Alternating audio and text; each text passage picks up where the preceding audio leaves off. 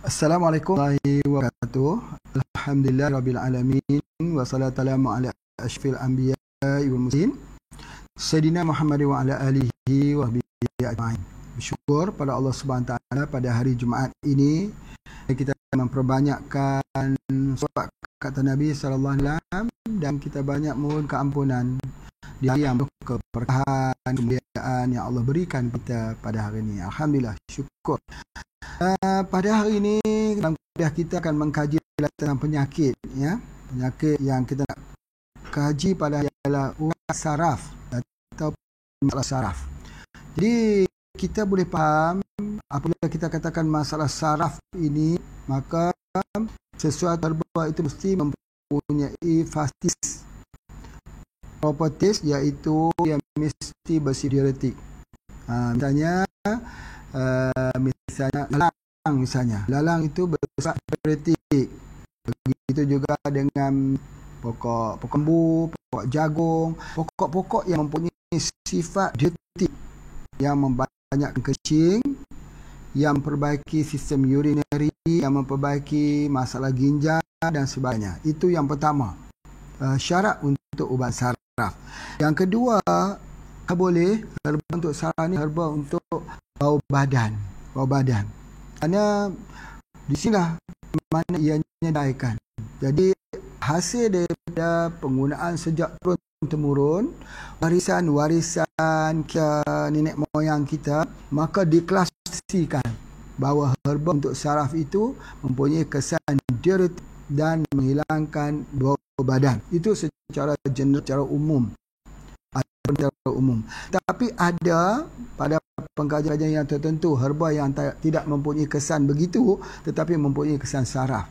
Jadi oleh sebab itu yang Pak Haji nak tulis, nak bagi tahu kepada kita pada hari ini, nak minta kita tulis ialah semua jenis herba-herba yang ada sangkutannya dengan saraf. Itu yang paling penting. Dan kerana masalah saraf ini kita tahulah dia banyak melibatkan otak, ya, melibatkan masalah. Kalau kita nak tengok masalah saraf ni, masalah kat tulang belakang itu, dia selalunya ada kebas-kebas kesemutan di hujung jari tangan, sakit di bahagian kepala, sakit di bahagian pinggang. Nah, itu semua adalah masalah saraf. Jadi oleh sebab itu maka herba yang pertama sekali yang boleh kita guna ialah Sambiloto. Tetapi kita gunakan daun. Yang kedua ialah herba untuk pengobatan saraf ni, kebanyakan kita guna daun muda. Daun muda itu dipilih. Daun muda, daun atas lah yang nak masukkan, ya. Jadi daun inilah yang digunakan. Jadi kalau Sambiloto ini kita buat seduhan teh. Kita buat macam daun teh lah, kita seduh tetapi dicampurkan dengan sikit madu. Sebab dengan campuran madu itu dia menghilangkan pahitnya. Jadi kalau Sambiloto itu dibuat teh lalu dicampur dengan madu, dia juga jadi ubat batuk. Dia juga jadi ubat demam. Itu di antara secara umumnya. Jadi oleh sebab itu kita lihat bahawa Sambiloto ni banyak dia punya khasiatnya lah. Kalau yang Pak Haji tengok ni memang selalunya Sambiloto ni dibuat juga untuk HIV, orang yang ada masalah HIV. Jadi dan juga Sambiloto juga dipropos untuk penyakit COVID-19. Sama juga seperti temulawak, sama juga dengan seperti temulawak dan juga untuk jahe merah di Indonesia digunakan untuk HIV. Jadi begitu juga jika Sambiloto atau pokok empedu bumi, pokok cerita itu sudah pun lama di dalam penelitiannya, sudah lama dia sebagai antivirus yang digunakan di Thailand, yang digunakan untuk penyakit-penyakit HIV dan lemahnya sistem imuniti. Ini telah pun banyak digunakan. Cuma pada hari ini kita lihat daunnya itu. Biasanya pokok sambiloto kita ambil keseluruhan, daunnya, batangnya dan akarnya. Tetapi untuk saraf, untuk urat saraf ini kita gunakan daunnya saja. Yang itu harus kita membezakan, dan kita tidak gunakan bunganya. Kerana bunga itu juga mempunyai akar luat, ya. Itu kita tahu bahawa dia mempunyai akar luat yang tinggi. Bagi mereka yang ada batuk, ada flu, ada sesama, itu juga kita gunakan. Sambiloto digunakan. Jadi kalau dalam produk kita panggil kapsul IMT atau EMT, bahasa Indonesia panggil kapsul IMT atau EMT. Itu digunakan, dan juga kita gunakan di dalam minyak MPH, minyak Pak Haji, dan juga minyak bubuk. Jadi kalau kita minum minyak Pak Haji, minyak bubuk itu, dia cepat hilang, lega, sembuh daripada sesama, flu, pilek dan juga masalah hingus, ya, yang terjadi. Itu adalah di antaranya. Jadi oleh sebab itu, maka kalau kita gunakan minyak bubuk itu seperti kita juga menggunakan daripada ini, kita gunakan daripada pokok cerita. Jadi oleh sebab itu, kalau orang itu ada sinusitis, ada resedung itu nak mengelakkan daripada bakteria di paranasal ini, juga kita gunakan daripada pokok hempedu bumi atau pokok sambiloto ini. Cuma yang di dalam perbincangan kita hari ini ialah tentang saraf, daunnya digunakan. Dan boleh tak kalau kita gunakan MPH atau minyak bubuk itu digunakan untuk saraf? Ini yang sering Pak Haji selalu sebutkan. Kalau masih bapa ibu, tuan puan masih ingat, ya, kalau orang itu aksiden melibatkan bahagian kepala, ya. Jadi Pak Haji suruh kita lomorkan di bahagian kepala itu, basahkan dia dengan MPH, sebab dia ada sambiloto yang bertindak untuk saraf. Ya, untuk saraf, dan yang kedua untuk darah beku yang biasanya ada di dalam kepala orang yang aksiden, yang terjatuh, terhentak, ya, dia punya kepalanya itu di antaranya. Ada satu hal yang paling menarik juga, daun sambiloto ni boleh juga kita ambil untuk tujuan pernafasan, asma. Jadi sebab tu MPH atau minyak bubuk itu kita boleh gunakan untuk minum dan disapu di bahagian dada untuk asma. Untuk asma, minum juga boleh. Sebab apa? Untuk asma. Sebab apa dia boleh untuk asma? Sebab dia mengandungi sambiloto. Itu di antaranya. Kemudian dia terbaik juga untuk anti-inflam, semua jenis peradangan.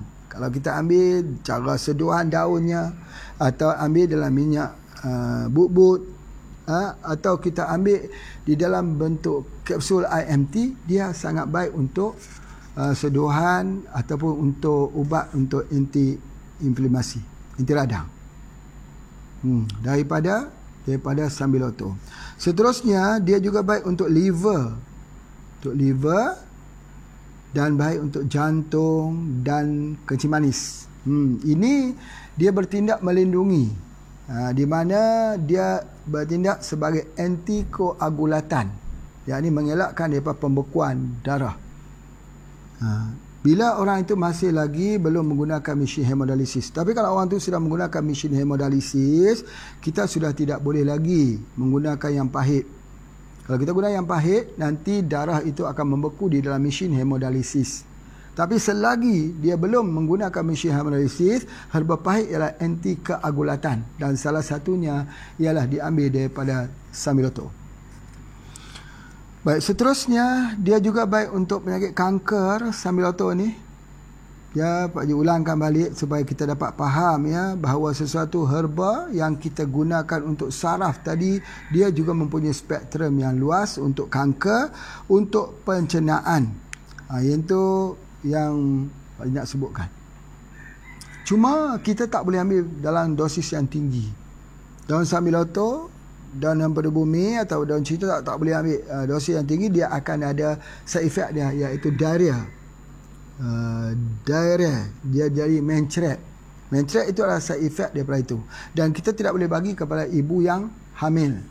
Yang itu kena ingat betul-betul. Dan ibu yang sedang menyusu anaknya itu, kita tidak boleh berikan daripada sambiloto. Dan bagi orang yang ada penyakit apa dipanggil orang yang ada darah rendah.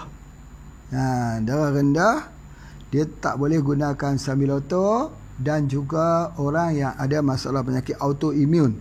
Autoimun ini bukan kesemua ya. Kalau kita katakan kanser tu autoimun juga, tapi kanser boleh guna. Arthritis autoimun juga, tapi arthritis boleh guna. Ya, ada beberapa jenis penyakit-penyakit autoimun yang itu bergantung kepada diri individu tersebut dan sebagainya, boleh atau tidak.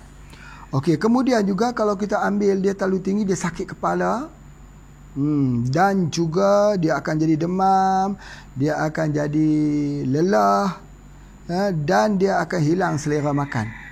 Ini kalau kita ambil overdosis. Biasanya kalau hanya ambil 3-3-3 tak mendatangkan kesan itu. Apatah lagi kalau Sambiloto itu telah dikeringkan. Apa yang kita gunakan ialah Simplicia yang telah dikeringkan. Jadi artinya apa? Yang jadi racun itu adalah akaloat. Satu jenis kimia, akaloat. Itulah yang menjadi racun kepada pohon Sambiloto itu. Tapi bila kita sudah panas, kita sudah kering, akaloat itu sudah pun musnah sebagainya.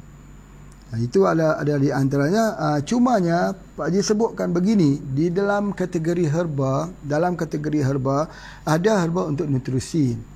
Ada herba yang boleh dijadikan sebagai food supplement. Kita ambil terus dalam hidup kita. Tapi ada herba untuk jadi obat. Obat ni masa kita sakit. Jadi Sambiloto ni adalah obat. Dia adalah jenis ubat yang kita ambil ketika sakit, kita berhenti bila dia dah mula sembuh dengan izin Allah. Cuma dalam paket saraf tadi, maka boleh kita gunakan Sambiloto. Itu yang Pak Haji nak sebutkan. Itu yang pertama sekali. Yang kedua, ada satu pokok ya di Indonesia, biasanya orang tahu, tapi kalau di Malaysia Pak Haji cuba nak cari nama saintifiknya jumpa, tapi nama lokalnya susah. Juga ada setengah orang panggil yang sama, iaitu pokok keras tulang.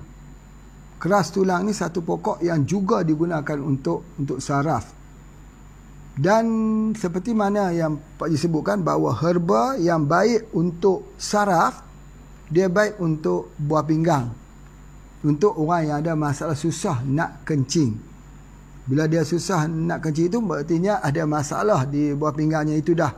Mula ada masalah di filter tersebut, di kantung kemih, dia pun dikencing, dan juga di saluran kencing tersebut. Jadi herba-herba untuk saraf, kita boleh rujuk dia mesti ada efek kepada urinary system. Urinary system itu daripada ginjal turun salurannya itu ke pundi kencing, ke kantung kemih, dan akhirnya dikeluarkan melalui saluran kencing. Dia mesti ada sifat begitu. Jadi sebab itu jika kita gunakan, ada herba lah yang dikatakan orang ya mempunyai tujuan seperti memecahkan batu karang, itu adalah ubat saraf. Seperti memperbanyakkan kencing, itu ubat saraf. Ya, jadi oleh sebab itu cara pengecamannya begitu. Tetapi masyarakat dahulu mereka tidak tahu untuk nak menghubungkan dengan sistem apa. Nak hubung dengan sistem apa. Yang mereka tahu, mereka guna herba ni. Jadi di masa Pak Haji ni lah kita membuat dia punya kesimpulan, formula-formulanya. Seperti yang kita sebutkan. Sesuatu antiseptik itu dia jadi antibiotik. Ya, sesuatu yang ada sifat diuretik, antihipertensi, itu adalah merupakan rumusan-rumusan yang Pak Haji tuliskan berdasarkan kepada sebuah pemerhatian. Baik, begitu juga dengan jeruk nipis. Jeruk nipis ini bagus sekali. Kalau kita ambil air buah dia. Kalau jeruk nipis kita ambil air buah, di mana kalau kita jeruk nipis itu artinya apa dia? Limau nipis. Kita perah dalam air, ambil itu, kita minum, itu untuk saraf. Ya, selain dia mengandungi vitamin C ya, tetapi dia adalah sebenarnya untuk saraf.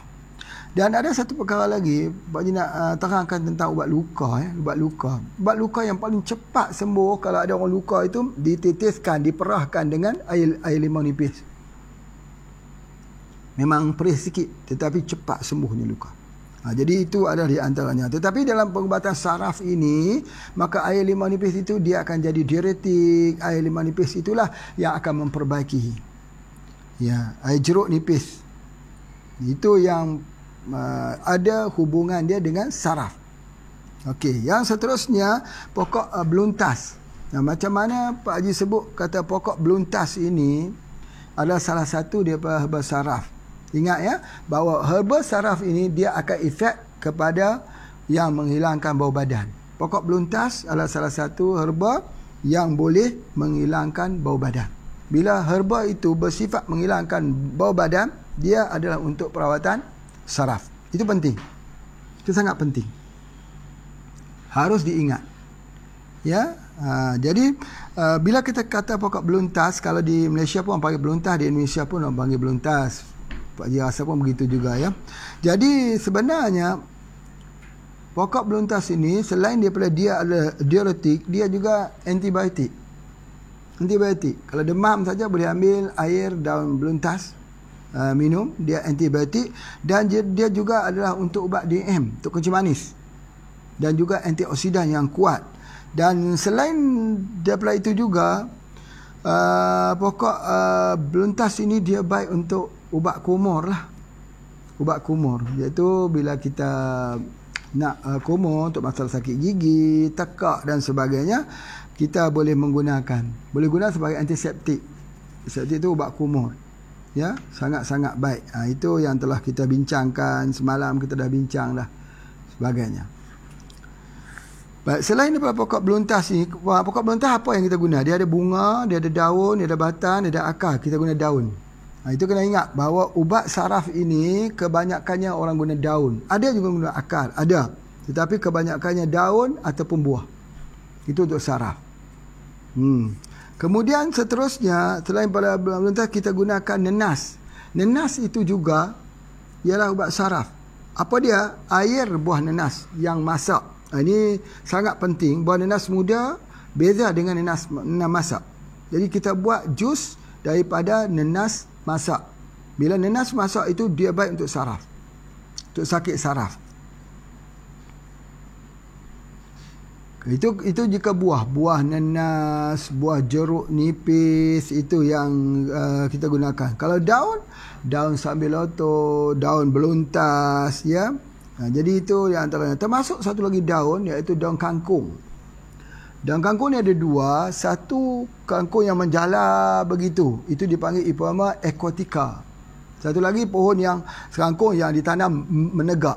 Jadi kita ambil yang menegak, Ipomoea repten namanya. Daunnya, batangnya dan akarnya. Itu direbus, diminum, itu adalah ubat untuk saraf. Untuk saraf juga. Masya Allah ya. Kita tahu dia pun juga sejenis yang pelawas dan sebagainya. Begitu juga untuk saraf ini kita gunakan pandan wangi.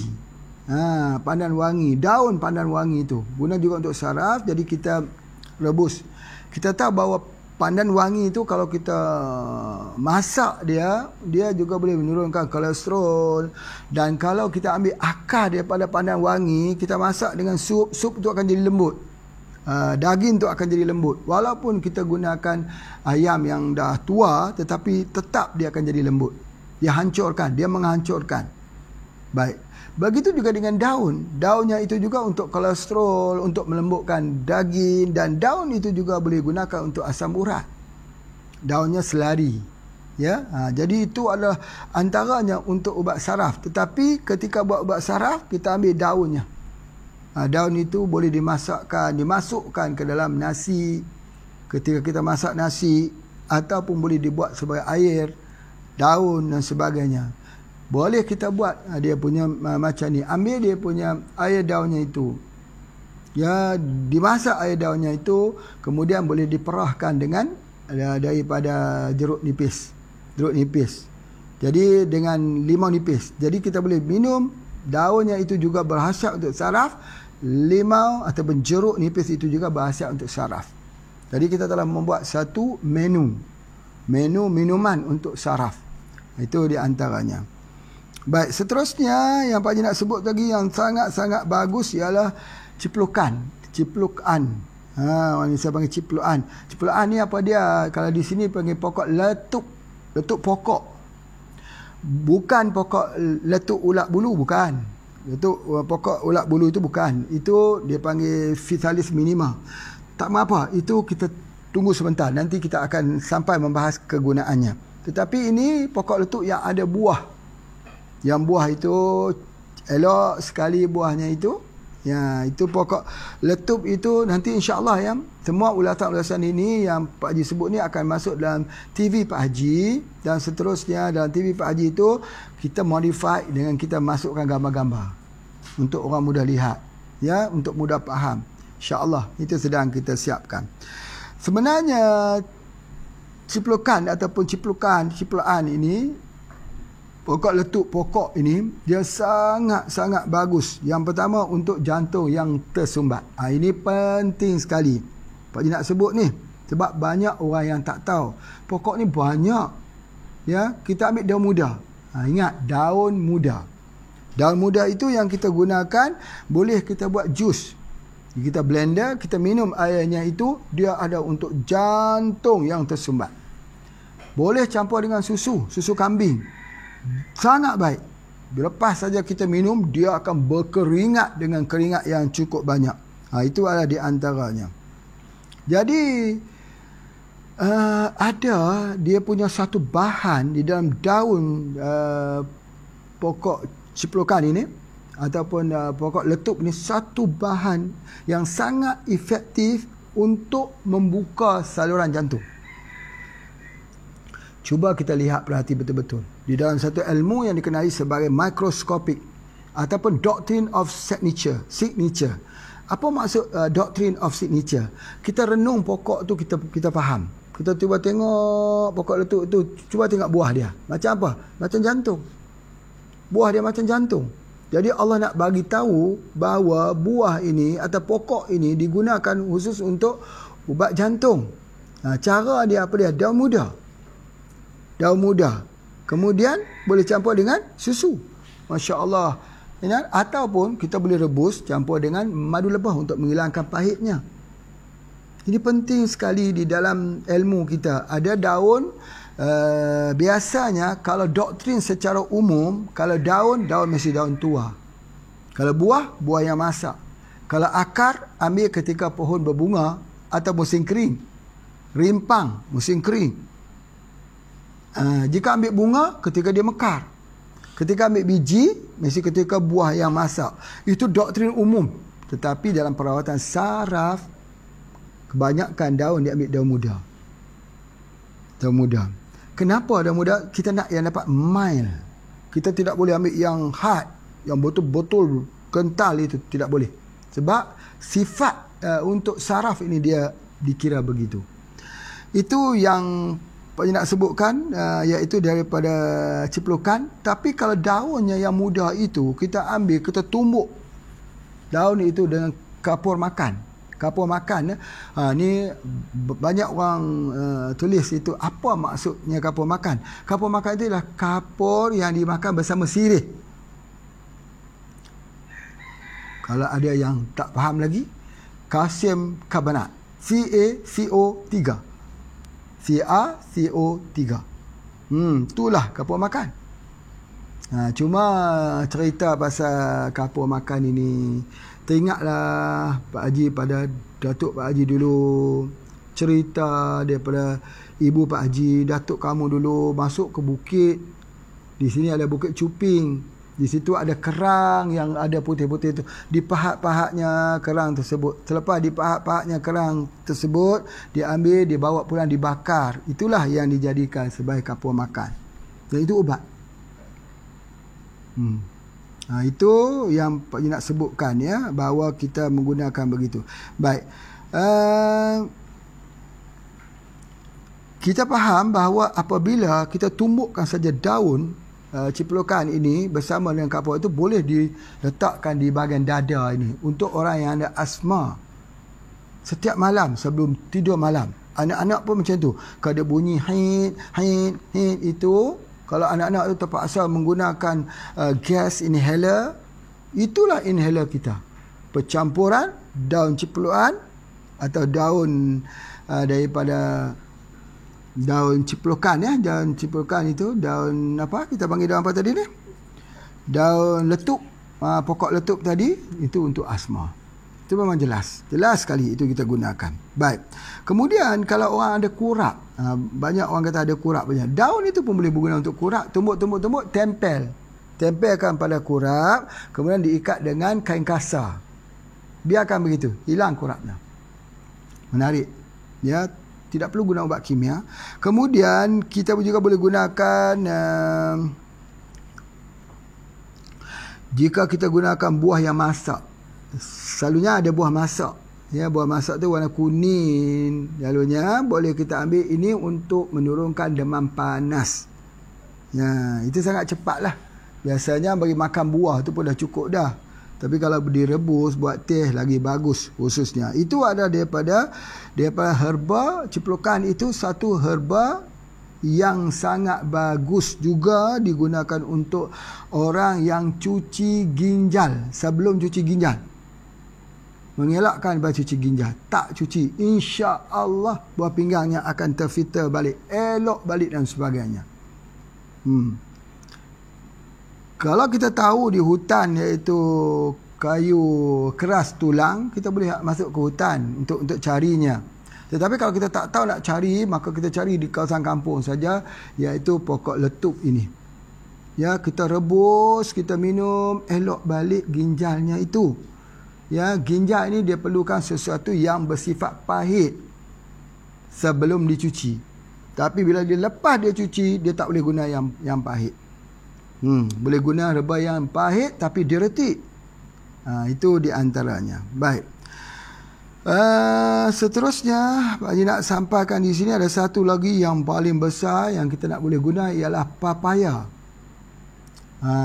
Semalam Pak Haji cerita bagaimana kita menggunakan untuk herba depuratif itu, kita guna daun papaya.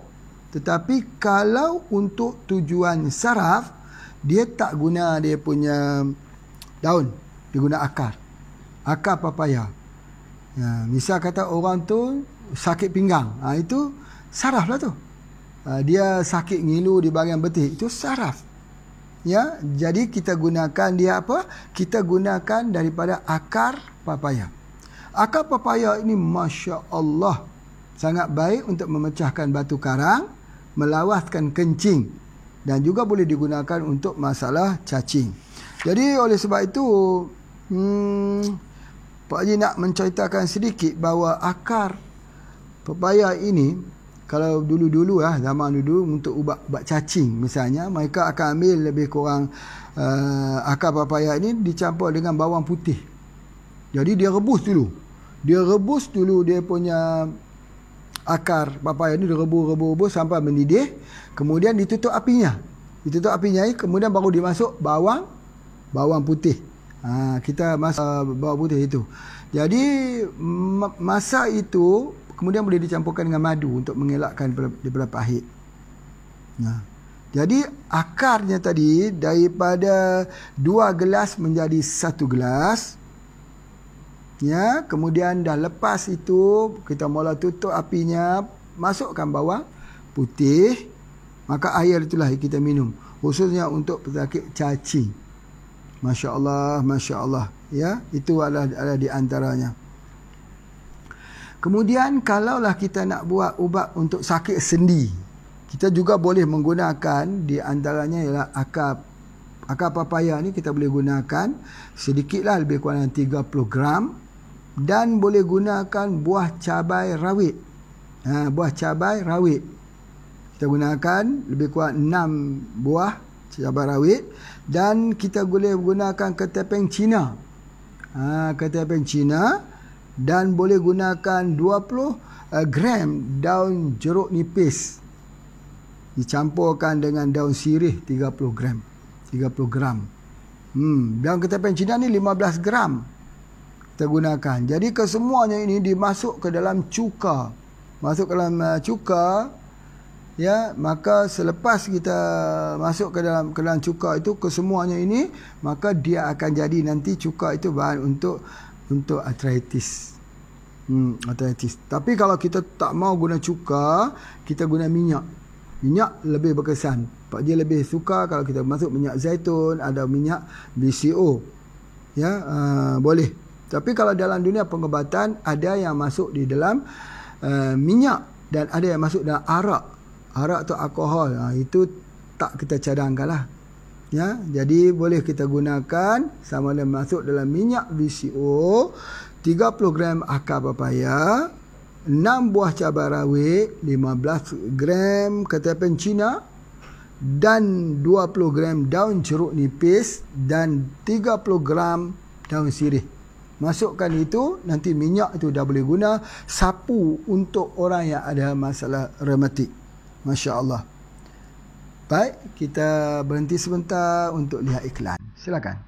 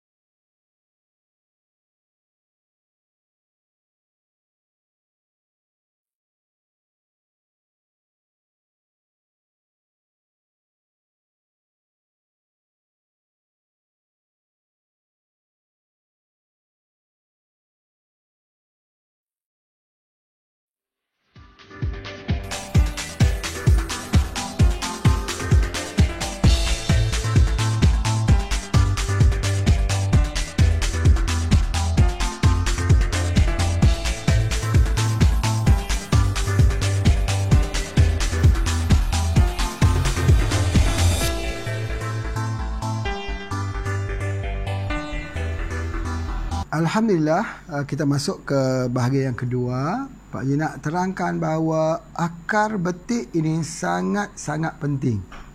Jangan buang. Kalau ada akar betik, disimpan, dikeringkan. Itu yang biasa dilakukanlah.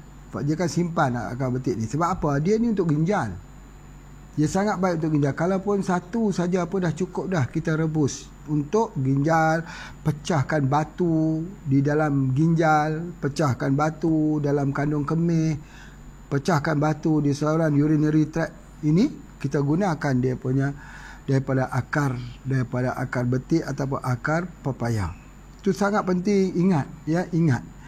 Baik. Buahnya pun penting juga, tetapi akarnya itu untuk tujuan ubatan.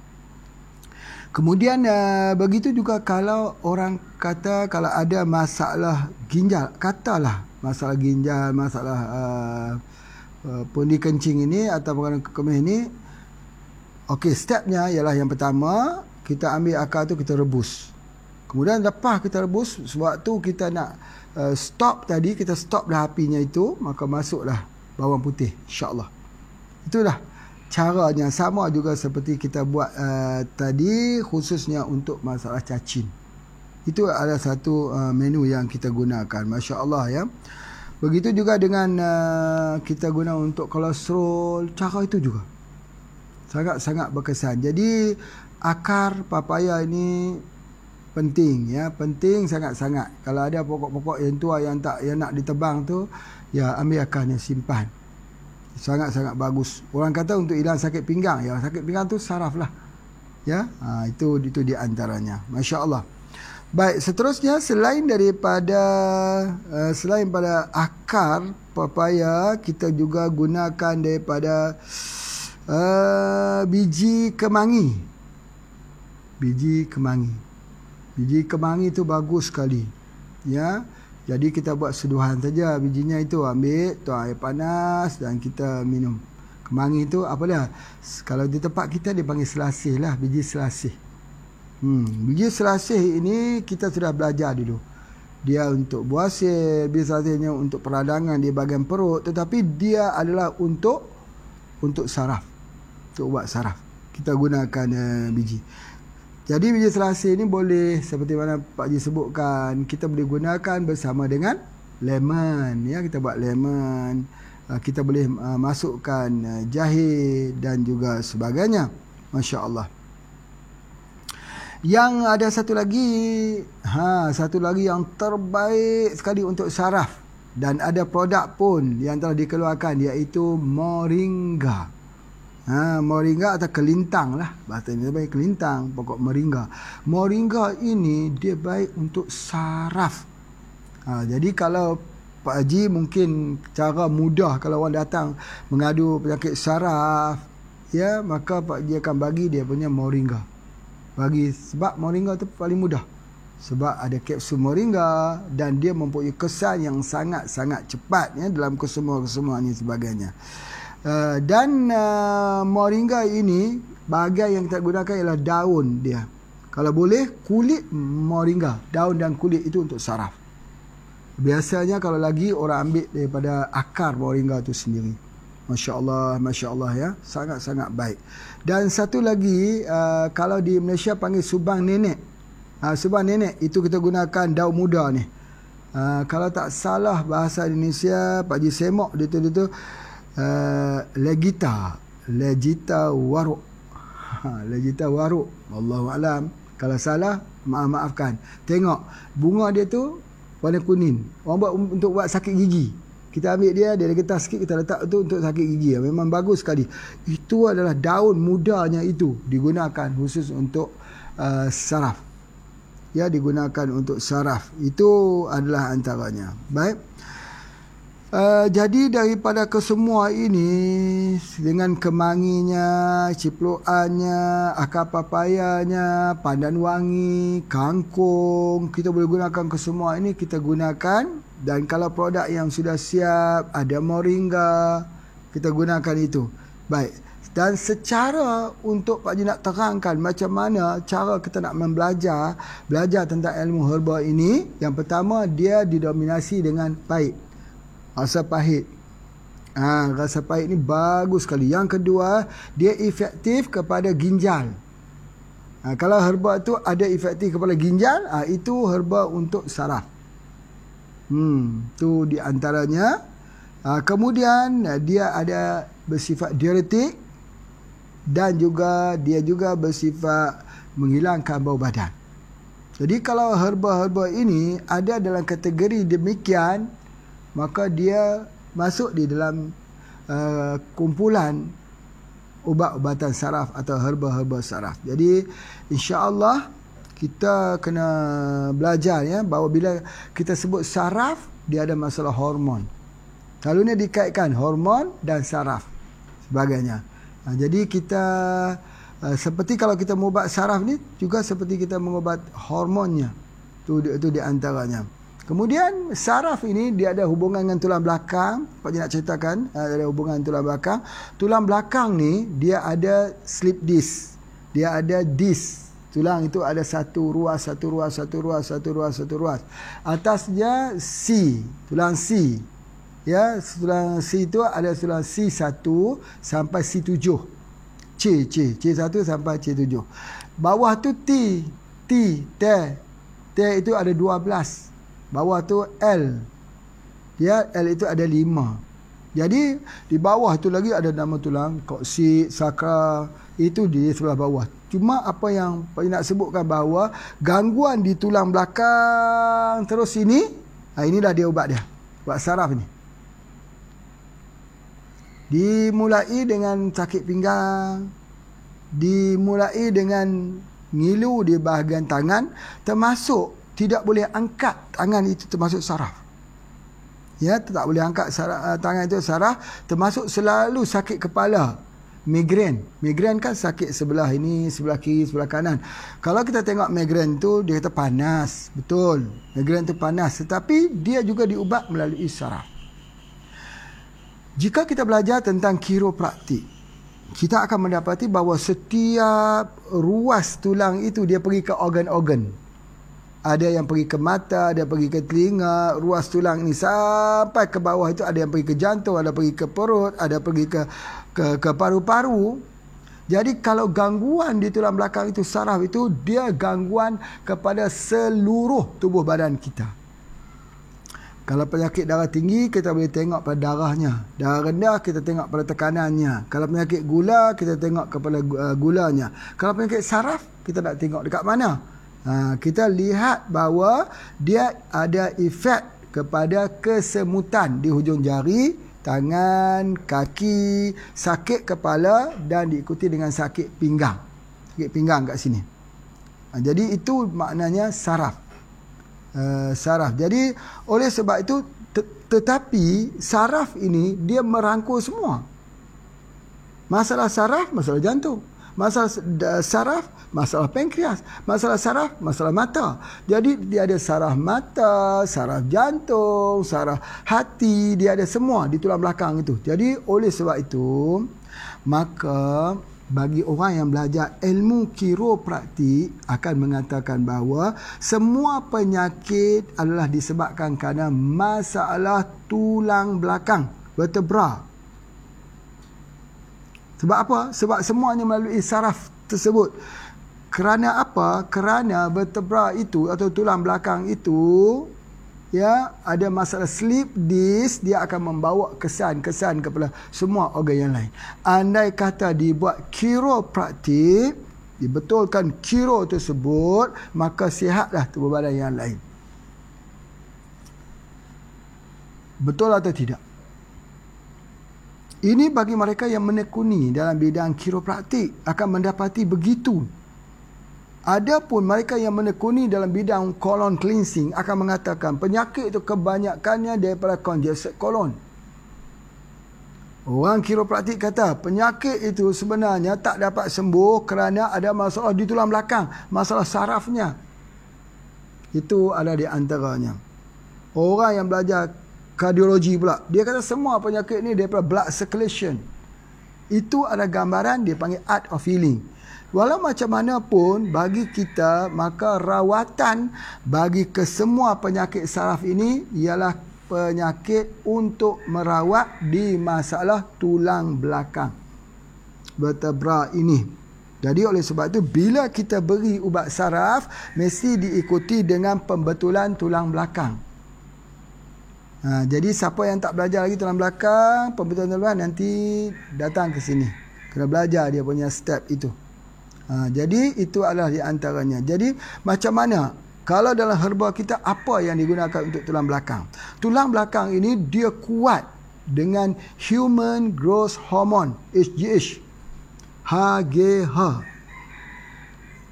HGH itu untuk tulang belakang.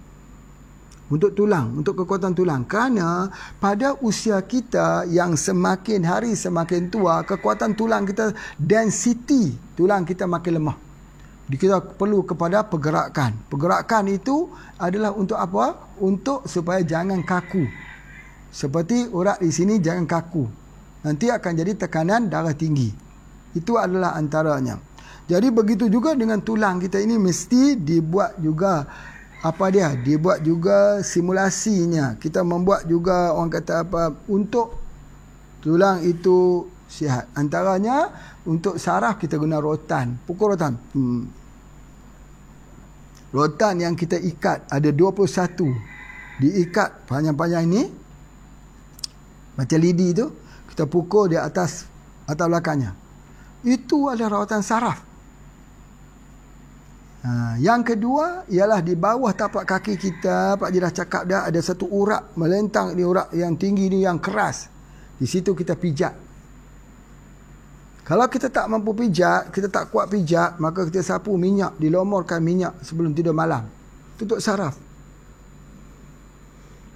Kemudian begitu juga kita gunakan untuk saraf. Jangan lupa ya, percampuran moringa dan antiret. Masya Allah.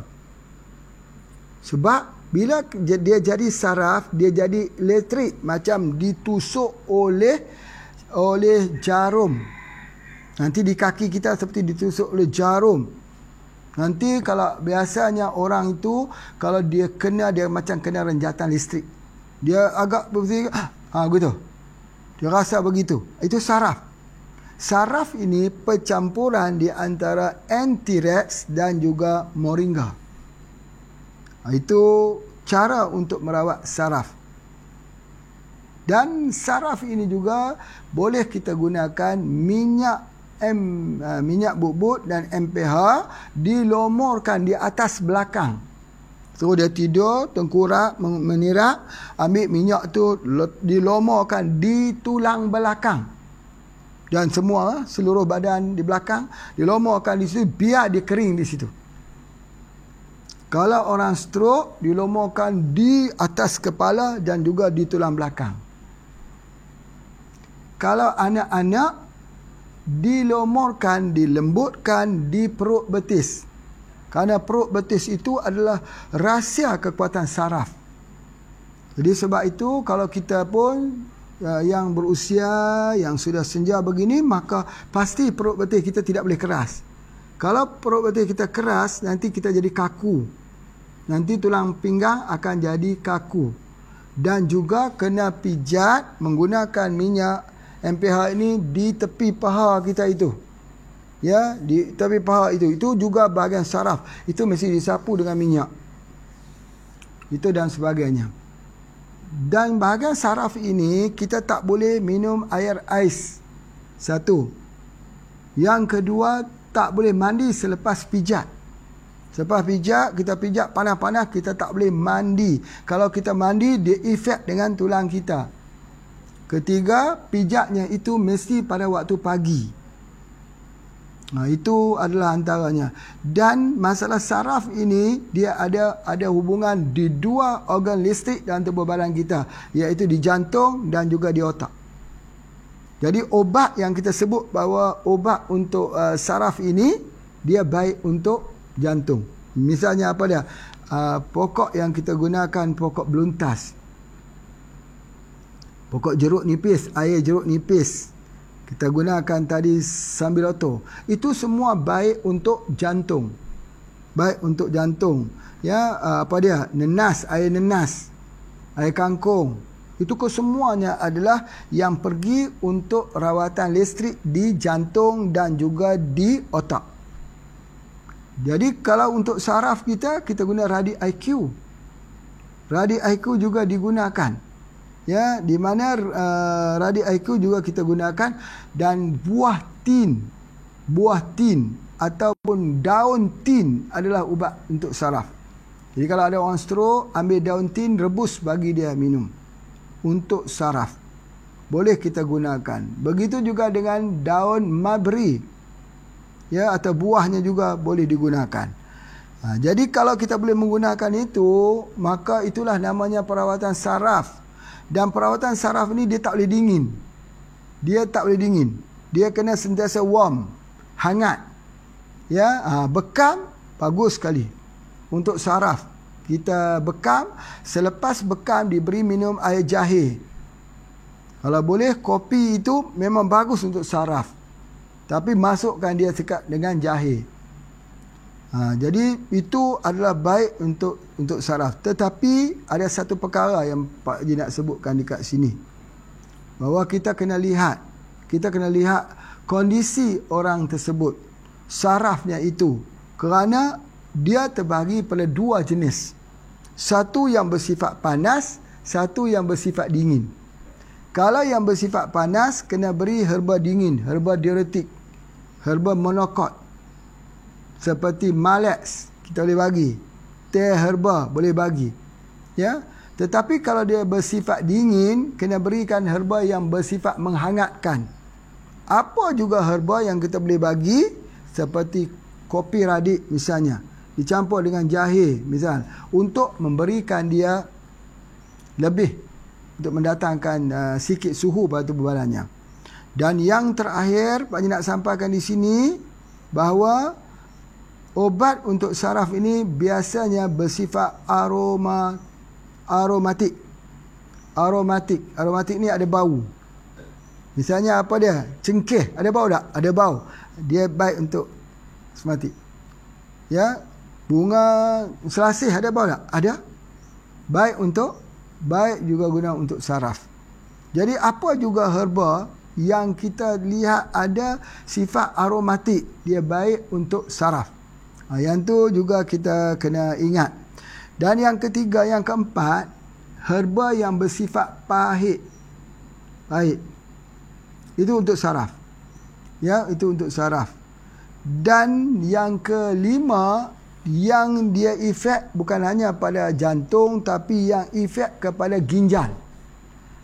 Seperti memecahkan batu ginjal. Misalnya apa dia? Madu lebah trigona ataupun kelulut digunakan untuk memecahkan batu ginjal. Dia ada ubat saraf. Dan juga termasuk ubat saraf ini yang mempunyai sifat antibatuk.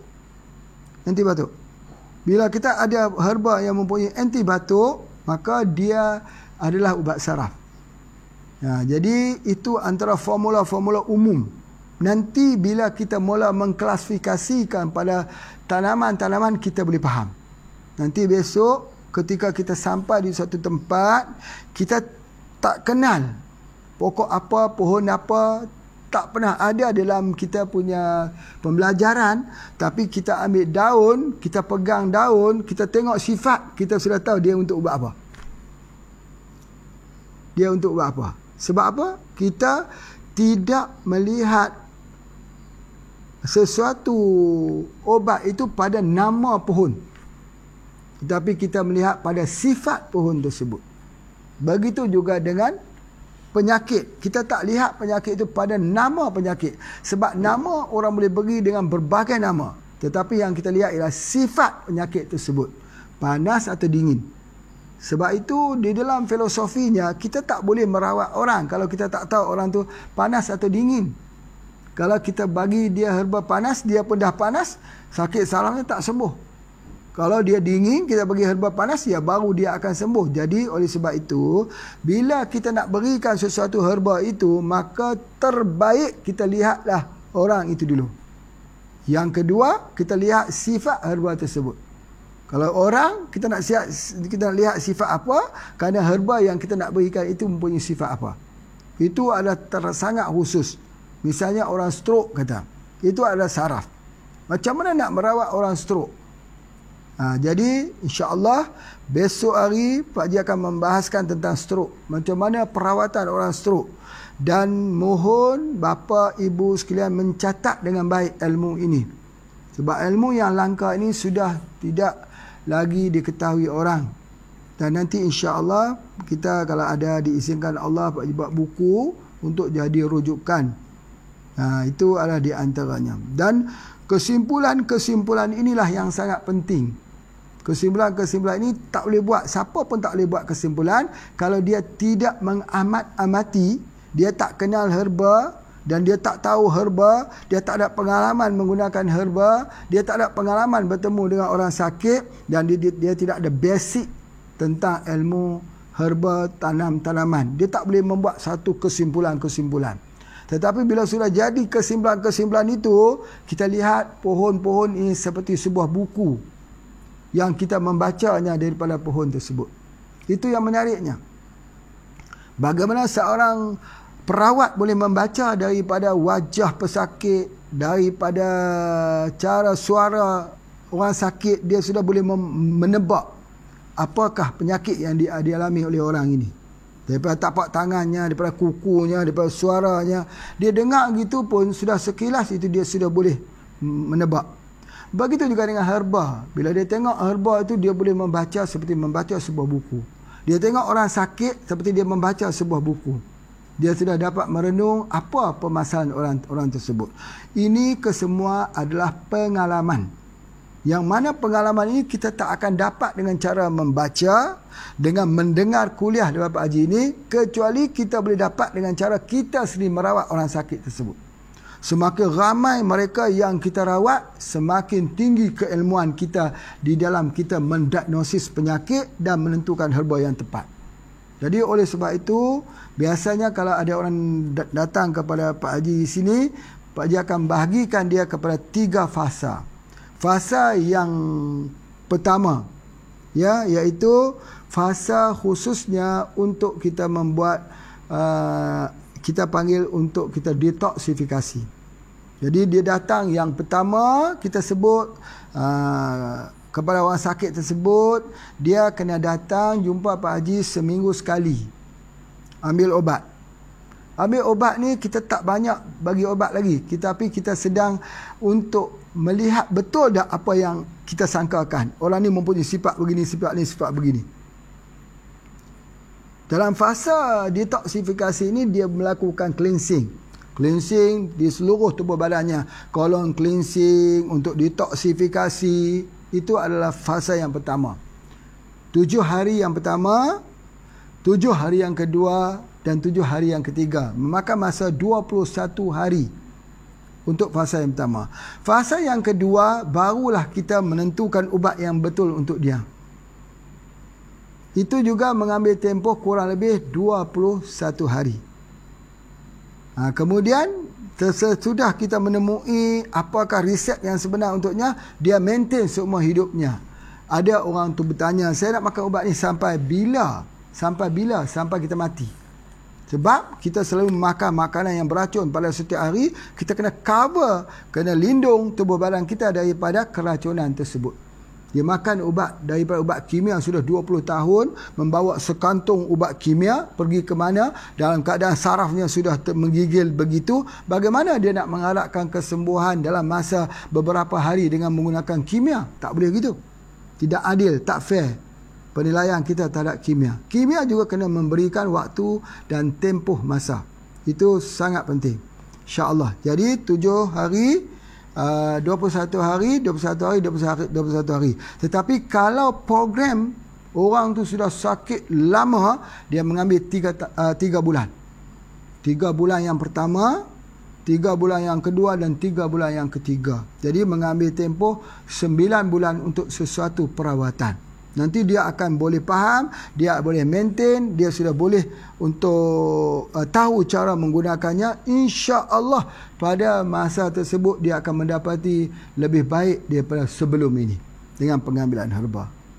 Baik, kemudian sesudah itu maka dia belajar bukan merawat dirinya sendiri, kemudian dia belajar pula daripada kesakitannya itu untuk menolong saudara-saudaranya di sebelah, di kelilingnya, kiri, kanan, depan, belakangnya. Begitulah pembelajaran ini. Dia belajar untuk diri sendiri dan untuk lingkungannya. Kemudian akhirnya dia boleh membantu orang. Boleh membantu orang. Dia buka klinik, dia buka rumah sihat, dia buka tempat mempraktikkan herba dan dia berikan kepada herba pada orang ramai. InsyaAllah dia sangat berguna. Dan ilmu ini bila sudah terserap dalam tubuh badan kita, dia tak hilang. Di mana kita pergi tak hilang. Kita boleh tutup klinik. Klinik boleh kita tutup, penisnya boleh kita tutup, tetapi di mana perawat itu berada, di situ akan terdirilah klinik yang kedua. Orang datang ke klinik bukan sebab ubat. Ingat itu. Orang datang ke klinik sebab perawatnya. Kalau obat, terlalu banyak obat. Tetapi orang datang kerana kepercayaan kepada perawatnya, pada herbalistnya. Jadi herbalis ini mesti jujur, mesti belajar ilmu betul-betul. Ya, insya-Allah dengan cara secara online ini kita belajar, insya-Allah Pak Haji menjangkakan kita akan dapat melahirkan seramai mungkin para herbalis insya-Allah. Yang mana yang tak tahu masalah yang ada sikit-sikit itu boleh kita kongsikan dengan Pak Haji. Boleh hantar nanti insya-Allah, nanti akan cuba Pak Haji jelaskan. Baik. Terima kasih semua yang mengikuti kuliah pada hari ini. Kita sambung besok insya-Allah untuk rawatan strok. Assalamualaikum warahmatullahi wabarakatuh.